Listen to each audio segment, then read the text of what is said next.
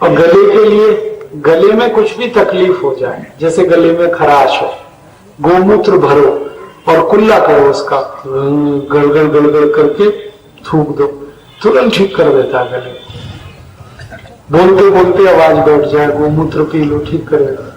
गले में सूजन आ जाए, टॉन्सिलाइटिस हो जाए, सब गोमूत्र ठीक करता है। और एक अच्छी दवा और है, गोमूत्र तो है ही, इसके अलावा गले की एक दवा है हल्दी।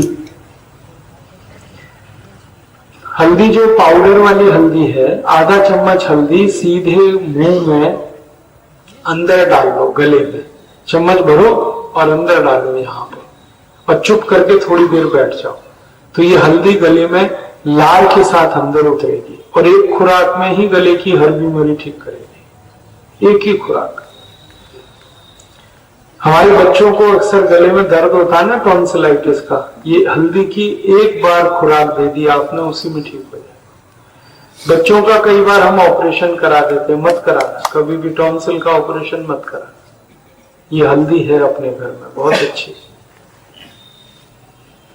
और गले और छाती की कुछ बीमारियां हैं, जैसे खांसी है, खांसी में हल्दी बहुत काम की है। हल्दी को ऐसे सीधे गले में डाल दो, खांसी 1 मिनट में बंद होती है। और हल्दी को दूध में डाल के पी लो तो भी खांसी ठीक होती है।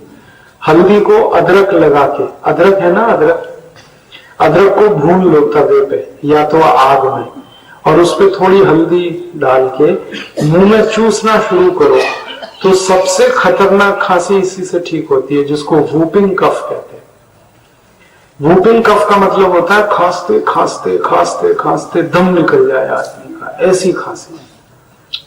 तो अदरक का टुकड़ा थोड़ा भून लिया और हल्दी मिला के मुंह में डालते ही खांसी बंद।